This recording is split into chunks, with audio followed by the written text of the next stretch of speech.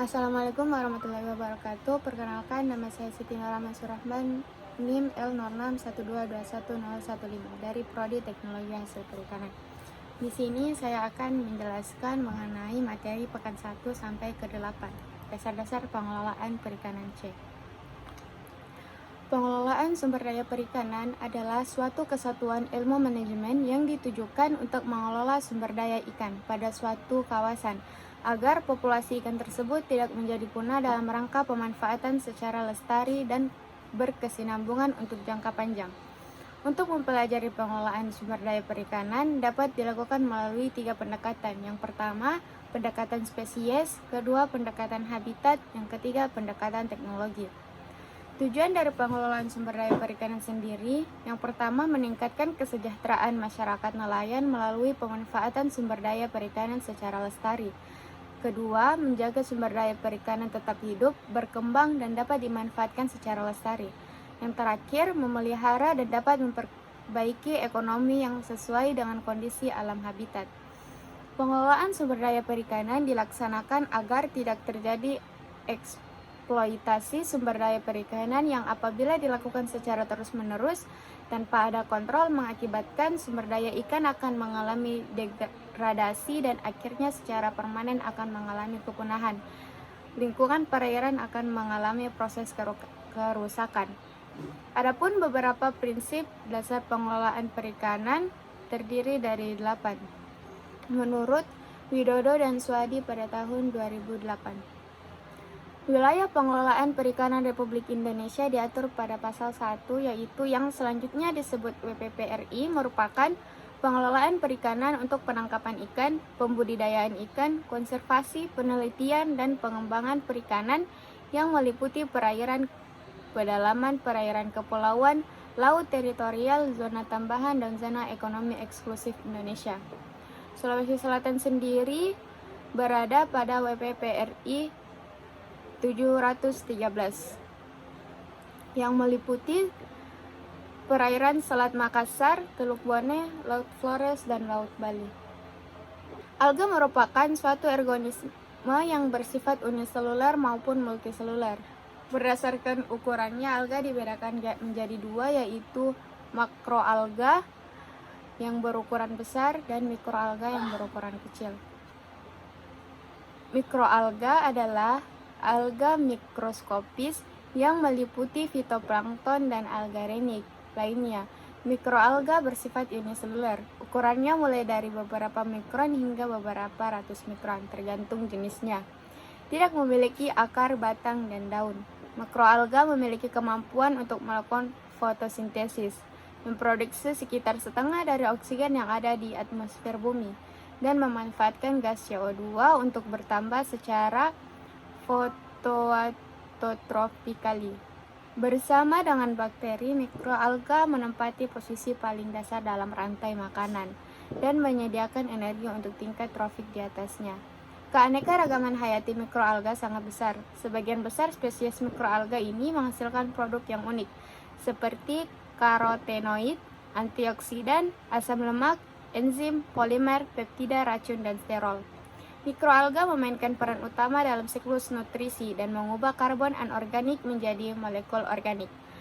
Di atom dan cyanobacteria, termasuk mikroalga, ditemukan mengandung kadar lipid yang tinggi, lebih dari 30%. Jenis-jenis mikroalga yang memiliki manfaat antara lain Botrycoccus browni, Isochirsis galbana, Neochloris oleabundans, dan lain-lain. Makroalga di dasar laut dapat ditemukan di sepanjang pantai, mulai dari daerah pasang surut sampai di kedalaman sinar matahari. Dalam dunia perdagangan, makroalga sering disebut dengan rumput laut. Makroalga tidak memiliki akar, batang, dan daun, tetapi mereka memiliki talus. Makroalga bernilai ekonomis, dapat dibedakan atas Chlorophyceae atau alga hijau, Paephyceae alga coklat, dan Rhodophyceae alga merah. Jika awalnya hanya Gracilaria yang diekspor karena memiliki kandungan agar-agar, maka saat ini banyak yang diekspor adalah Eucheuma karena memiliki kandungan karagenan yang dapat dijadikan bahan campuran aditif dalam industri makanan, farmasi, dan kosmetik. Selain agar-agar dan karagenan, makroalga juga dimanfaatkan oleh industri karena memiliki kandungan alginat. Karagenan sendiri terdiri dari 3 tipe. Yang pertama tipe Lota-karagenan, kedua Kappa-karagenan, dan yang terakhir Lambda-karagenan. Berikut merupakan contoh makroalga. Gastropoda berasal dari bahasa Yunani, gastro yang berarti perut dan poda yang berarti kaki. Organisme yang memiliki kaki di perut dapat dinamakan dengan gastropoda. Gastropoda terkadang disebut univalve karena hanya memiliki satu cangkang, berbeda dengan bivalvia yang memiliki 2 cangkang. Gastropoda memiliki jumlah spesies yang banyak, sekitar 65.000 sampai 80.000 spesies. Gastropoda biasa disebut siput atau keong, merupakan kelas dari filum moluska yang paling berhasil mendiami berbagai habitat. Mereka dapat ditemukan di darat, perairan tawar, terbanyak di laut. Tubuh gastropoda dapat dibedakan atas 4 bagian utama, yaitu kepala yang biasanya menjulur keluar dari cangkang, kaki, organ berotot dengan dasar yang datar digunakan untuk bergerak, merayap, atau menggali. Massa visceral yang mengisi bagian puncak cangkang terdiri atas sebagian besar sistem organ, dan yang terakhir mantel yang melapisi dan menghasilkan cangkang serta membentuk rongga mantel yang biasanya dilengkapi dengan insang pada spesies akuatik. Bentuk cangkang siput umumnya bersifat kerucut dan dari tabung yang melingkar seperti konde. Puncak kerucut adalah bagian tertua disebut apex. Sumbu kerucut disebut columella, gelung terbesar disebut bud whorl, dan gelung kecil-kecil di atasnya disebut spril atau ulir. Gastropoda memiliki telapak kaki yang datar, terdapat cilia dan berbagai sel kelenjar. Kelenjar menghasilkan lendir yang berguna untuk merayap pada substrat.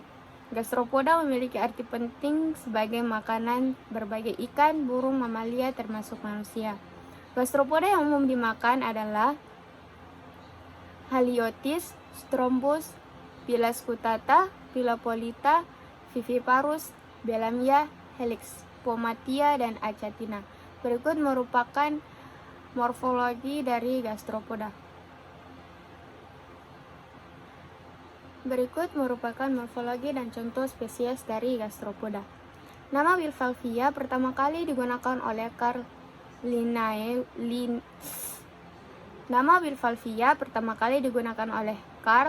Linnaeus pada tahun 1758, merujuk kepada hewan yang memiliki 2 cangkang keping. Kata bivalvia berasal dari bahasa Latin bis yang berarti 2 dan valva yang berarti daun pintu. Saat ini nama yang sering digunakan adalah Pelecypoda yang berarti kaki kapak. Nama lainnya yaitu Lamellibranchiata karena memiliki insang yang berbentuk lembaran. Pelecypoda atau bivalvia meliputi berbagai jenis kerang, remis, dan kijing. Kebanyakan mereka hidup di laut, terutama di daerah litoral. Beberapa daerah di intertidal dan air tawar. Umumnya terdapat di dasar perairan yang berlumpur atau berpasir. Beberapa hidup pada substrat yang lebih keras, seperti lempung, kayu, atau batu. Tubuh Pelecypoda pipih secara lateral dan seluruh tubuh tertutup 2 keping cangkang yang berhubungan di bagian dorsal dengan adanya hind ligament, yaitu semacam pita elastik yang terdiri atas bahan organik seperti zat tanduk bersambungan dengan periostracum cangkang. Kedua keping cangkang pada bagian dalamnya juga ditautkan oleh sebuah otot aduktor anterior dan sebuah otot aduktor posterior yang bekerja secara antagonis dengan hind ligament. Berikut merupakan posisi berbagai jenis Pelecypoda di habitatnya. Adapun ciri-ciri dari Pelecypoda yaitu bila otot aduktor rileks, ligamen berkerut, maka kedua keping cangkang akan terbuka, demikian pula sebaliknya. Pada kebanyakan Pelecypoda, untuk mempererat sambungan kedua keping cangkang, di bawah hind ligament terdapat gigi atau tonjolan pada keping yang satu dan lekukan atau alur pada keping yang lain. Mantel Pelecypoda berbentuk jaringan yang tipis dan lebar, menutup seluruh tubuh dan terletak di bawah cangkang. Adapun anatomi Pelecypoda itu sendiri, rongga mantel luas dan insang besar sekali pada Pelecypoda berfungsi sebagai alat pernapasan dan pengumpulan makanan. Pelecypoda tidak memiliki kepala dan satu-satunya moluska yang tidak memiliki radula atau bagian dari sistem pencernaan makanan. Banyak jenis kerang yang dapat dimakan oleh manusia, antara lain kerang darah, kerang hijau, kerang bulu, dan tiram bakau. PSP atau Paralytic Shellfish Poisoning merupakan peristiwa keracunan yang disebabkan mengonsumsi kerang yang telah mengandung racun akibat memakan Dinoflagellata beracun. Berikut merupakan contoh spesies dari Pelecypoda. Cephalopoda merupakan kelompok invertebrata yang dapat mencapai ukuran besar sekali, meliputi cumi-cumi, sotang, gurita, dan genggeng atau nautilus. Tubuh cephalopoda memanjang menurut sumbu dorsoventral, tidak memiliki kaki. Bagian anterior kaki embrio, tubuh menjadi serangkaian tangan atau tentakel yang mengelilingi mulut dan bagian posterior membentuk corong yang berotot.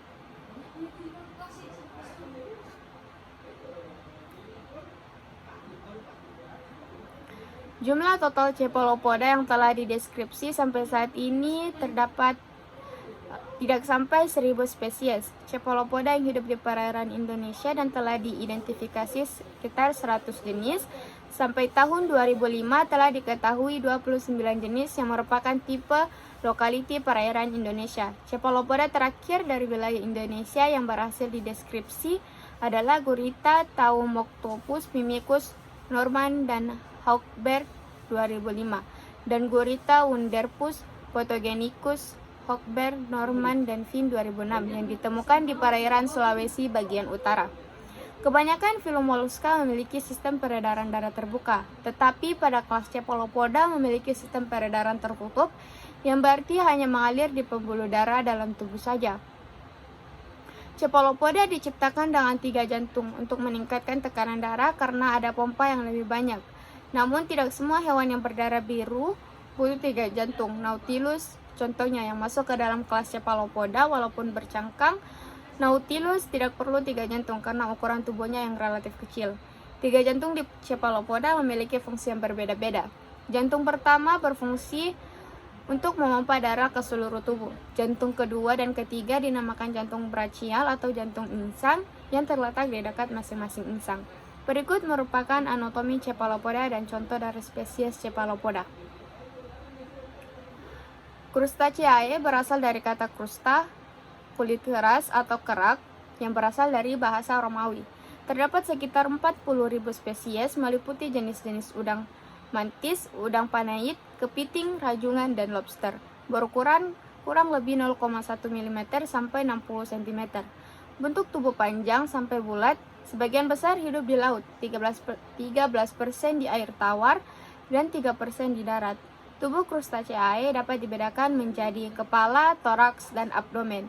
Tiap ruas tubuh mempunyai sepasang appendix yang biramus berjumlah banyak. Berikut merupakan gambar morfologi dan appendix. Udang laut yang terdapat di Indonesia dan memiliki nilai ekonomis penting yaitu udang windu, udang putih dan udang api-api, udang cendana, dan udang krosok.